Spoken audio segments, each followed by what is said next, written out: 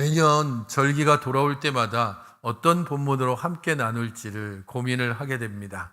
부활절이 되면, 그리고 추수감사절이 되면, 성탄절이 되면 매년 이어지는 절기이기 때문에 그것과 벗어나서 다른 본문을 정하기도 쉽지 않고, 그렇기 때문에 본문을 정하는 데 있어서 상당히 고민을 하게 됩니다.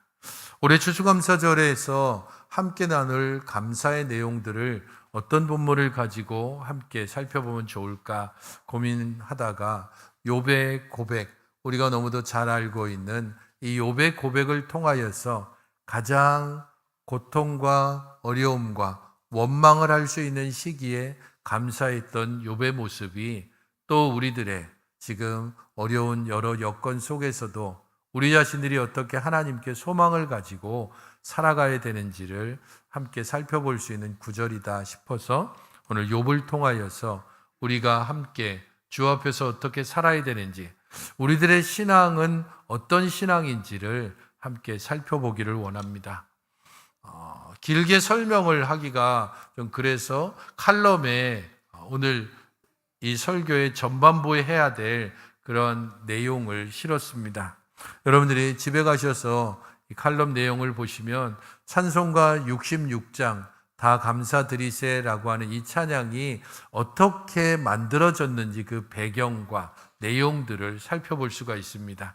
보시면 특별히 이 찬송을 지은 분은 마틴 랑카르트라는 목사님입니다.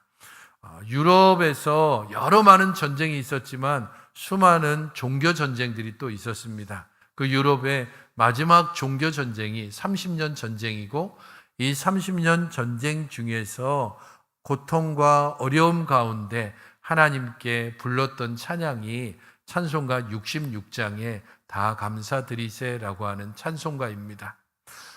랑카르트 목사님은 30년 전쟁이 있기 1년 전에 아일렌부르크라고 하는 성에 부임을 해서 갔고, 그곳에서 지내는 동안 30년 전쟁의 고통과 어려움을 친히 겪었습니다. 전쟁이 시작되고 아일렌부르크 성은 견고한 성으로 둘러싸여 있던 곳입니다. 그래서 전쟁을 피해서 많은 사람들이 피난해서 왔고, 이 피난 행렬들을 돌아보는 것은 교역자들의 몫이었습니다. 그런데 이 전쟁이 점점 치열해지면서 특별히 30년 전쟁은 1기부터 4기까지 그렇게 나눠볼 수 있는데, 제3기였던 이 전쟁 기간 동안에는 아일렌부르크 성 자체가 포위가 됐습니다. 그리고 성이 파괴되고 포위된 상태에서 있는 성 안에서는 굶주림, 그리고 여러 많은 전염병으로 수많은 사람들이 죽어갔습니다. 그런 가운데서 특별히 거의 어떤 때에는 하루에도 30명, 40명 정도의 사람들의 장례를 치러야 했고, 대략 헤아려서 1년에 거의 4,000명가량의 장례를 치렀다고 합니다. 1636년 어느 날 지친 몸을 이끌고 그날도 장례를 다 마치고 돌아왔던 이 목사님은 그 지친 몸을 가지고서 하나님 앞에 원망과 그리고 여러 많은 그 생각들을 가지고 나올 수밖에 없었습니다. 그런데 그때 하나님 앞에 원망의 마음과 함께 마음 한구석에서 감사가 나왔습니다. 왜냐하면 방금 장례를 치르고 그렇게 묻고 돌아온 사람들, 그들 모두가 동일한 신앙 고백을 가진 믿음의 형제라는 것이 떠올랐기 때문입니다. 그 이전에도 수많은 사람들이 죽고 그들을 땅에 묻고, 그들을 함께 도왔던 목사들도 묻히기도 하고, 견디지 못한 많은 사람들이 모두 떠나고 아일렌부르크 성 안에 유일하게 남은 목사가 이분 한 분밖에 없었습니다. 그런 가운데서 하나님 앞에 원망하기보다 그래도 믿음을 가지고 살았던 성도들, 그래도 다시 만날 소망을 가진 그들이라고 하는 생각이 들자 하나님 앞에 감사가 들었고, 다음번에 사람들을 모아놓고 이렇게 권면을 했습니다. 칼럼에는 짤막하게 권면의 내용을 실었지만 전체적인 내용은 이렇습니다. 우리가 삶과 죽음을 오가고 있지만 온 마음과 힘을 다해 하나님께 감사드립시다. 하나님은 놀라운 일을 행하신 분이므로 우리는 주님 안에서 기뻐할 수 있어야 합니다. 하나님은 우리가 어머니 품에 있을 때부터 우리에게 복을 주신 분입니다. 한없는 사랑의 선물을 누리게 하신 그분은 오늘도 우리의 주님이십니다. 이렇게 권면을 하고 사람들을 위로했습니다. 그 다음 해인 1637년 목사님의 아내도 흑사병으로 죽고 그 아내를 묻고 장례를 지내면서 다시금 이 권면을 하고 이 권면의 내용을 가사로 지은 것이 찬송가 66장 다 감사드리세라고 하는 내용입니다. 이 찬송가에는 특별히 3절 마지막에 전에도 이제도 장래도 영원히라고 끝을 맺고 있습니다. 하나님께서 주신 은혜, 물론 지금은 여전히 고통 가운데 있고 전쟁은 끝나지 않았고 오늘도 내일도 사람들은 죽어가서 그들을 묻는 장례 행전은 끊임없이 이어집니다. 그럼에도 불구하고 이 찬양을 부를 수 있었던 것은 우리가 하나님께 주신 은혜를 받았기 때문이고 하나님께서 이전에 함께 하셨듯이 지금도 함께 하시고 앞으로도 함께 계심을 믿기 때문입니다. 이런 감사는 극심한 고난 가운데 불렀던 감사입니다. 식사 때마다 이 감사로 찬양했고 이 감사의 찬양은 전쟁이 끝난 후에 여러 많은 사람들에게 퍼져가고 독일의 국가적인 기념이 있을 때마다 특별히 추수감사절에 대표적으로 부르는 찬송가가 찬송가 66장입니다. 오늘 우리는 우리가 너무도 잘 알고 있는 욥기 1장의 욥의 고난의 부분을 함께 살펴보고 있습니다. 가장 극심한 고난 가운데 있을 때 욥이 불렀던 찬양과 욥이 고백했던 그 믿음의 고백을 생각하며 오늘 우리가 당하는 여러 어려움, 말할 수 없는 걱정과 근심, 그 속에서 나의 믿음은 어떠한지, 그 속에서 하나님께 대한 내 고백은 어떤 고백을 가지고 있는지, 내 믿음의 색깔은 과연 어떤 색깔인지를 함께 살펴볼 수 있기를 원합니다. 14절부터 19절까지는 욥이 고난을 당하는 장면입니다. 욥이 가지고 있었던 것들을 한순간에 잃어버리는 순간들을 기록하고 있는데 연속되는 이 과정을 통해서 봤을 때 이 일들이 하루 만에 일어난 일일 수도 있고 아니면 아무리 많아도 한 일주일 그 짧은 순간에 연속적으로 일어난 일일 수 있습니다.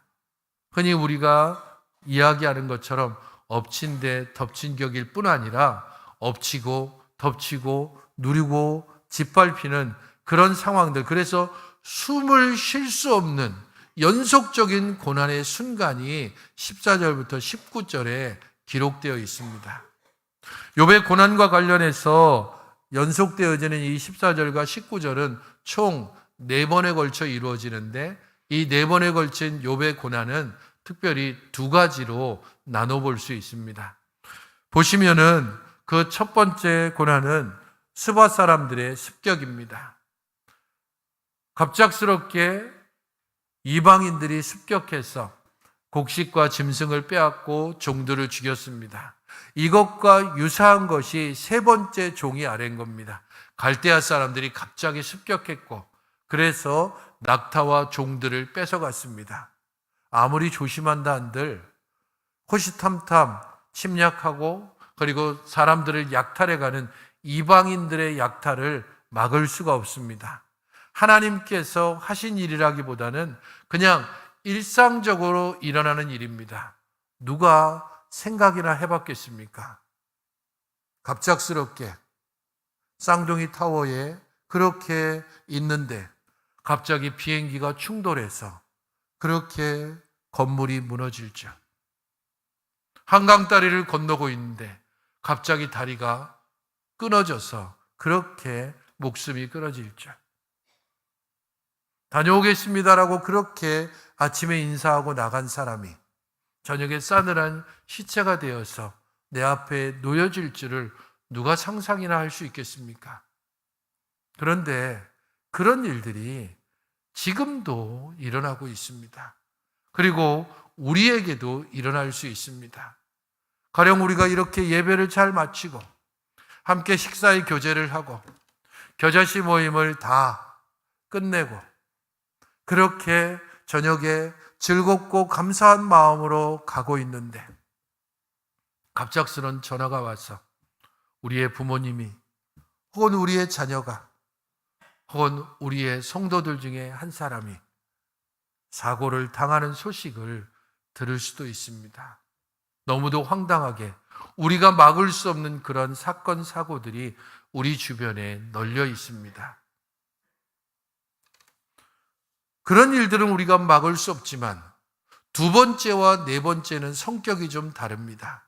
왜냐하면 16절을 같이 한번 읽어보시기 바랍니다. 16절입니다. 시작.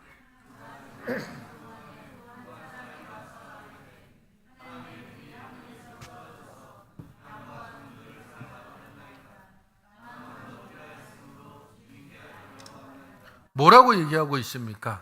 하나님의 불이라고 이야기하고 있습니다. 하나님의 불이 하늘에서 떨어졌다. 이게 갑작스런 벼락인지 그야말로 그 갈멜산에서 재물들을 태워버렸던 그런 불인지 알 수는 없지만 어쨌든 하늘로부터 불이 떨어지고 그래서 양과 종들을 살랐다라고 얘기하고 있습니다. 양과 종들을 살랐다라고 얘기하는데 양 몇 마리가 아닙니다. 욥이 가진 양의 숫자가 몇 마리라고 얘기하고 있냐면 양이 7,000마리입니다. 7,000마리의 양이 한꺼번에 불로 태워서 사라져버릴 정도면 얼마나 엄청난 불이 하늘에서부터 내려왔는지 짐작해 볼 수 있습니다. 그거는 진짜 하나님이 내린 불이라고밖에 생각할 수 없는, 하나님께서 직접적으로 욥을 공격한 것처럼 보입니다. 네 번째도 마찬가지입니다. 네 번째를 보게 되면 모든 자녀들이 함께 모여서 잔치를 하고 있는데 거친 바람이 불어와서 집 모퉁이를 쳤고 기둥이 부러지면서 한꺼번에 모든 자녀가 죽고 말았습니다. 바람을 주관하시는, 그리고 자연을 주관하시는 분이 하나님임을 감안할 때 이것은 간접적으로 하나님께서 욥을 쳤다는 것입니다. 직접적이든 간접적이든 욥은 황망하게 그야말로 순식간에 자신이 가진 모든 것들을 잃어버렸습니다. 욥이 가지고 있는 것들이 어떤 것인지는 욥기 1장 2절 3절에 잘 나옵니다. 그의 자녀들은 아들이 7명, 딸이 3명, 총 10명의 자녀가 있었습니다. 넘겨주시면 소유물을 보게 되면 자녀 양이 7,000마리, 낙타가 3,000마리, 소가 500결이니까 총 소가 1,000마리입니다. 암나귀가 500마리가 있었고 많은 종들이 있었다라고 말하고 있습니다. 셀 수 없는 수많은 재산들을 한꺼번에 잃어버리고 말았습니다. 갑작스런 사고야 그렇다 치더라도 하나님께서 그렇게 개입하신 것으로 보이는 이런 재난은 충분히 하나님을 섬기고 따랐던 욥에게 있어서 충격이 될 수밖에 없습니다. 욥이 어떤 사람이었기에 그렇습니까? 왜 이런 일이 일어났습니까? 우리가 잘 알고 있는 것처럼 바로 앞에 있었던 하나님과 사탄과의 대화 때문입니다. 하나님께서 욥을 자랑하자 사탄이 하나님이 복 주시니까 그런 거죠. 욥이 있는 걸 다 뺏어 보십시오. 그러면 충분히 원망하고 하나님을 섬기지 않을 겁니다. 허락한다. 대신 욥의 몸에는 손을 대지 마라. 그 결과로 일어난 일입니다. 그리고 그 결과의 어느 한 단면을 보여주는 것이 하늘에서부터 하나님의 불이 내려온 겁니다. 욥이 몰랐을 리가 없습니다. 그의 다음 모습이 그가 느낀 너무도 황당하고 억울한 상황을 잘 보여줍니다. 20절을 보십시오. 욥이 일어나 겉옷을 찢고 머리털을 밀고, 너무 상상할 수 없는 일이 벌어졌기 때문에 누구라도 상상할 수 있는 모습으로 그렇게 욥은 자신의 옷을 찢고 머리털을 밀면서 원통하고 억울하고 분한 모습을 그대로 드러내고 있습니다. 재산도 없어졌고 자녀도 없어졌고 완전한 소망이 끊어져 버렸습니다. 욥이 죄를 지어서 그렇습니까? 욥이 겉과 속이 다른 사람이어서 그렇습니까? 욥이 하나님께 은밀한 죄를 가지고 있어서 그렇습니까? 그렇지 않다라고 분명히 말하고 있습니다. 욥기 1장에서는 욥에 대해서 이렇게 기록하고 있습니다. 1장 1절에서는 온전하고 정직하여 하나님을 경외하고 악에서 떠난 자, 3절에서는 동방 사람 중에서 가장 훌륭한 자, 하나님 스스로 8절에서는 사탄에게 욥에 대해서 이렇게 말합니다. 네가 내 종 욥을 주의하여 보았느냐? 그와 같이 온전하고 정직하여 하나님을 경외하며 악에서 떠난 자는 세상에 없다. 성경에서도 증명해 주고 있고 하나님도 스스로 인정하고 있듯이 욥이 이런 고난을 받을 이유가 전혀 없습니다. 욥기 31장에서는 욥 스스로가 내가 어떻게 이제까지 행해왔는지에 대해서 이야기하는 장면이 나옵니다. 31장 전체에서 하도 자기 친구들이 너 죄를 가지고 있지, 네가 이렇게 갑작스럽게 고난을 당하는 데는 다 이유가 있어, 은밀한 죄를 고해라, 그렇게 닥달을 하자 계속 변론을 하다가 내가 어떻게 행했는지를 이야기하면서 하나님 너무 억울하고 분통합니다, 내가 어떻게 행했는지 하나님 아시지 않습니까? 라고 말하는 장면의 내용들이 31장에 기록됩니다. 요약해서 보면 나는 어떤 사람인가? 윤리적으로 정결한 삶을 살았습니다. 욕망을 멀리했고 음란함을 행하지 않았습니다. 거짓을 멀리했습니다라고 고백합니다. 사회적으로도 정결한 삶을 살았다라고 얘기합니다. 종들을 공정하게 대했고 궁핍한 자에게 자비를 베풀었습니다. 신앙적으로도 정결한 삶을 살았다고 고백합니다. 재물을 의지하지 않았고 우상을 멀리했고 나그네를 대접했고 위선이 없었고 소작인들을 착취하지 않았습니다. 하나님, 내가 이런 삶을 산 것을 하나님께서 모르시지 않습니다. 그런데 왜 내게 이렇게 행하시는 겁니까?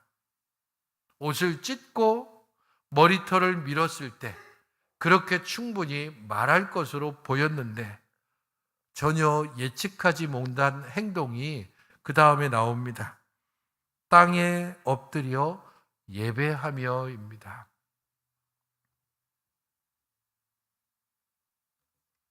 너무 황당하고 너무 억울해서, 그래서 아무 말도 못하고 땅에 엎드러졌다라고 말하는 것이 아니라 땅에 엎드려져 예배했습니다. 그리고 우리의 유명한 욥의 고백이 뒤이어서 이어집니다.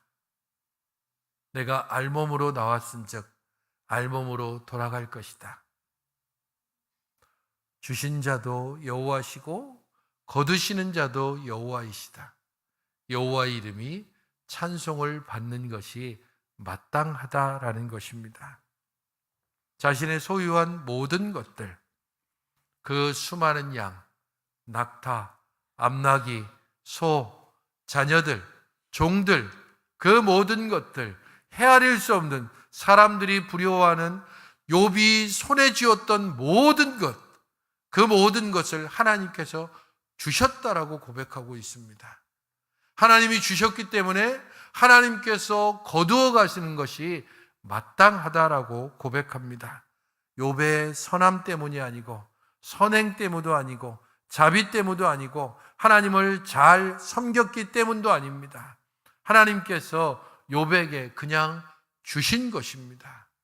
그렇기 때문에 그냥 거두어 가셨다라고 욥이 고백하고 있습니다. 이것이 욥의 신앙 고백이고 욥의 하나님께 대한 진정하고 온전한 색깔입니다. 그 어떤 것도 첨가하지 않고 하나님이시기 때문에 경배하는 것이고, 하나님이 주셨기 때문에 누리는 것이고, 하나님이 거두어 가신 것에 대하여서 원망하지 않는 것입니다. 하나님의 주권을 인정하고 하나님께서 모든 것의 주인이시라는 것을 고백하는 욥의 신앙 고백이 여기에 담겨져 있습니다. 그러므로 성도 여러분, 추수감사절을 맞아 이 욥의 고백을 생각하면서 우리가 우리 자신이 하나님 앞에 어떻게 살아가는지를 생각하고 돌아보아야만 합니다. 고려신학대학원의 김성진 교수님은 욥기를 연구하신 분이고, 그래서 욥기에 대한 여러 많은 강의를 하셨습니다. 그 욥기 강의를 하는 중에 이 부분과 관련해서 이야기할 때에 이렇게 말을 하고 있습니다. 욥기를 살펴볼 때에 욥의 신앙 고백을 보면서 우리들의 신앙의 동기를 살펴보아야 한다라고 그렇게 말하고 있습니다. 우리들의 신앙의 동기는 무엇입니까? 건강하려고? 성공하려고? 복받으려고? 그것이 우리들의 신앙의 동기가 되면 복이 없어지고 건강이 사라지고 우리들의 가진 모든 것들이 없어지면 우리의 신앙조차도 산산이 부서지고 맙니다. 글로벌 리서치에서 왜 신앙생활을 하는지에 대해서 물은 것이 있는데, 마음의 평안을 얻기 위해서 38.8%, 구원과 영생을 위해서 31.6%, 건강과 재물과 성공 등의 축복을 받기 위해서 18.5%, 가족과 부모의 권유 때문에 7.7%, 사람들과의 교제 때문에 3.5%, 모든 내용들이 무언가를 얻기 위해서, 무언가를 받기 위해서 생활을 하고 있다, 그렇게 말하고 있습니다. 하나님이 우리와 관계를 맺기를 원하십니다. 창세 이전부터 우리를 구원하시기로 작정하신 하나님이 때가 되매 그의 아들 예수 그리스도를 보내셔서 우리의 죄를 짊어지시고 십자가에 달려 돌아가셨습니다. 그분은 죄가 없으시지만 죄 있는 자로 낙인 찍히셨고, 그분은 조롱받지 않아야 하지만 심한 모욕과 조롱을 당하셨고, 그분은 고난받지 말아야 하지만 모든 고난과 모욕을 다 당하셨습니다. 죽으셨고 부활하셨고 승천하셨습니다. 그러므로 말미암아 하나님께서 작정하신 구원을 우리 가운데서 성취하셨습니다. 그리고 약속하신 대로 성령님께서 우리들을 보내심으로 이 구원을 우리 안에 확증시켜 주셨습니다. 욥의 신앙의 색깔은 분명합니다. 하나님이시기 때문에, 하나님이 우리를 사랑하시기 때문에, 그 하나님이 우리와 관계를 맺기 때문에, 그 하나님이 우리와 교제하기를 원하시기 때문에, 내게 양 7천을 주었기 때문이 아니고 자랑할 만한 10명의 자녀를 줬기 때문도 아니고 사람들이 존경할 만한 지위를 주었기 때문도 아니고 하나님이시기 때문에, 사랑의 하나님이시기 때문에 그 하나님이 나의 하나님이 되심을 감사하며 경배하며 찬양하며 이렇게 고백합니다. 여호와의 이름이 찬송을 받음이 마땅합니다. 그의 고백의 결론이 무엇입니까? 이 모든 일에 욥이 범죄하지 아니하고 하나님을 향하여 원망하지 아니하니라. 우리의 신앙의 색깔에 욕심이 들어가기 시작하면, 우리의 의지가 들어가기 시작하면, 탐욕이 우리 신앙에 함께 버무려지기 시작하면, 그때 우리는 하나님과 더 이상 순전하고 온전한 관계를 맺지 못합니다.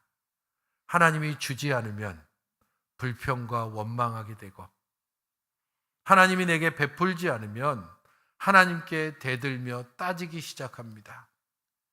하나님을 하나님으로 보지 않고 어찌 보면 자판기처럼 100원을 넣으면 100원짜리 물건을 주고 1000원을 넣으면 1000원짜리 물건을 주셔야 하는 분으로, 하나님을 나와 거래할 수 있는 분으로 생각하게 됩니다. 그러면 더 이상 은혜가 설 자리가 없습니다. 감사가 우리 안에 있을 수 없습니다. 마땅히 받아야 할 것을 받은 거 아닙니까? 여러분들 중에 누구가 자판기에게 제가 1000원짜리를 넣어서 1000원짜리 캔을 주셔서 감사합니다, 자판기에게 감사하는 분이 있습니까? 정신이 이상한 사람이겠죠. 당연히 받을 것을 받았는데 거기에 대해서 감사하지 않습니다. 하나님은 우리가 당연히 받을 것을 주시는 분이 아니라 받을 수 없는 것을 주신 분이고, 누릴 수 없는 것을 누리게 하시고, 얻을 수 없는 것을 베풀어 주신 분입니다. 바로 거기에 은혜가 있고, 바로 거기에서부터 우리 안에 감사가 나오는 것입니다.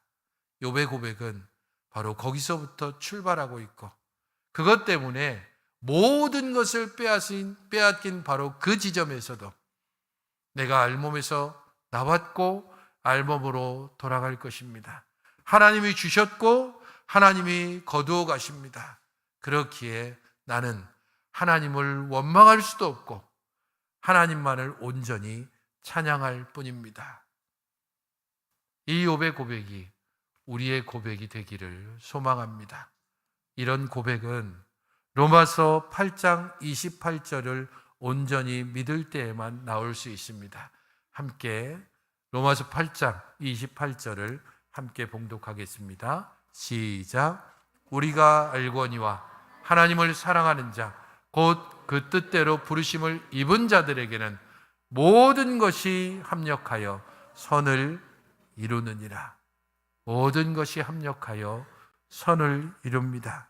잘 되거나 안 되는 때에도, 부하거나 가난한 때에도, 기쁘거나 슬플 때에도, 손에 쥐었거나 모든 것을 놓쳐버린 바로 그때에도 가장 선하신 하나님, 우리의 아버지께서 가장 좋은 것으로 우리에게 베푸심을 믿으며 우리를 사랑하기 때문에 때로는 주시고 때로는 빼앗으시고 때로는 넘어뜨리시고 때로는 다시 세우신다는 것을 믿고 고백하면서 하나님 앞에 우리의 삶이 진정한 감사와 진정한 은혜의 고백으로 살아가시는 여러분들이 되시기를 주님의 이름으로 축원드립니다.